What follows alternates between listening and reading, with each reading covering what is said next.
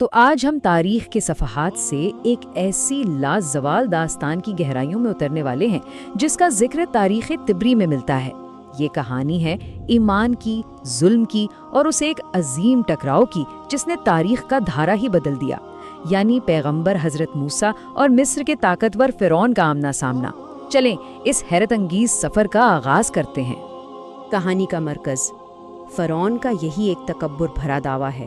ذرا سوچئے، بس یہ ایک جملہ اس پورے ڈرامے کی بنیاد رکھ دیتا ہے جہاں ایک فانی انسان کی خدائی کو چیلنج کیا جانا تھا۔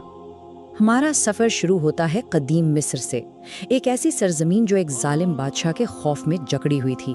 فرعون کی حکومت کی بنیاد ہی ظلم اور جبر پر قائم تھی۔ آخر فرعون نے ایسا کیوں کیا؟ وجہ تھی ایک خوف، ایک پیش گوئی کہ بنی اسرائیل کی اسی مظلوم قوم سے ایک بچہ اٹھے گا جو اس کی سلطنت کا تختہ الٹ دے گا، اور بس اسی خوف نے اسے ایک ایسا وحشیانہ حکم جاری کرنے پر مجبور کر دیا۔ اور یہیں پر تقدیر کا سب سے بڑا کہہ لیں کہ تنزیہ موڑ آتا ہے۔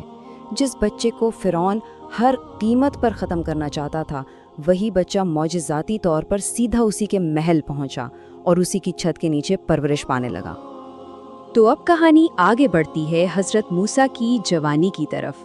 یہاں ایک ایسا فیصلہ کن لمحہ آتا ہے جو ان کی زندگی کا رخ ہمیشہ کے لیے بدل دیتا ہے۔ شاہی محل کی آسائشیں اب چھوٹنے والی تھیں اور جلاوطنی مقدر بننے والی تھی۔ ذرا ان کی زندگی کا اتار چڑھاؤ تو دیکھیں۔ محل میں پلنے والے شہزادے سے ایک مفرور بننے تک کا سفر، پھر مدین میں سالہ سال کی گمنامی، اور پھر آخرکار کوہ طور پر نبوت کا ملنا، یعنی روحانی طاقت پانے سے پہلے دنیاوی حیثیت کو پوری طرح چھوڑنا پڑا۔ اور پھر وہ معجزاتی لمحہ آتا ہے، ایک جلتی ہوئی جھاڑی جو جل رہی ہے مگر راکھ نہیں ہو رہی، اور اس میں سے ایک الہی پکار۔ یہی وہ مقام تھا جہاں حضرت موسیٰ کو ایک عظیم مقصد کے لیے چنا گیا۔ مصر واپس جاؤ اور اس ظالم فرعون کا سامنا کرو۔ اچھا، تو اس الہی مشن کو ثابت کرنے کے لیے انہیں 2 نشانیاں بھی دی گئیں۔ ایک عام سی لاٹھی جو دیکھتے ہی دیکھتے ایک خوفناک اژدہا بن جاتی ہے، اور ان کا اپنا ہاتھ جو سورج کی طرح روشن ہو جاتا ہے۔ یہ عام سی چیزیں اب خدائی طاقت کی علامت بن چکی تھیں۔ اور اب منظر تیار ہے اس عظیم مقابلے کے لیے۔ ایک طرف ایک چرواہا بظاہر تنہا جس کے پاس صرف اس کا ایمان ہے، اور دوسری طرف دنیا کا سب سے طاقتور آدمی اور اس کی پوری سلطنت۔ حضرت موسیٰ کا پیغام بالکل صاف، سیدھا اور 2 ٹوک تھا، اور وہ بھی سیدھا فرعون کے بھرے دربار میں۔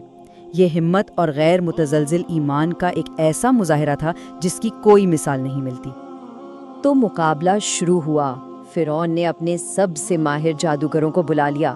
انہوں نے نظر کا دھوکہ پیدا کیا، لیکن جب حضرت موسیٰ نے اپنی لاٹھی پھینکی تو وہ ایک حقیقی اژدہا بن کر ان کے سارے جادو کو نگل گئی۔ یہ دیکھ کر کچھ لوگ تو ایمان لے آئے، لیکن فرعون کا دل وہ اور بھی سخت ہو گیا۔ اب کہانی اپنے عروج پر پہنچتی ہے۔ حضرت موسیٰ بنی اسرائیل کو لے کر ایک غضبناک فرعون سے بھاگ رہے ہیں، اور حالات ایسے ہیں کہ ہر طرف مایوسی ہی مایوسی ہے۔ صورتحال یہ تھی کہ آگے ٹھاٹھے مارتا ہوا سمندر تھا، ایک ایسی رکاوٹ جسے پار کرنا بالکل ناممکن نظر آ رہا تھا، اور پیچھے گرد اڑاتی ہوئی فرعون کی پوری فوج تیزی سے قریب آ رہی تھی، یعنی فرار کا کوئی راستہ نہیں تھا۔ اور جب لگا کہ بس اب سب کچھ ختم، تب ایک معجزہ ہوا۔ وہ ایک ناقابل یقین لمحہ تھا۔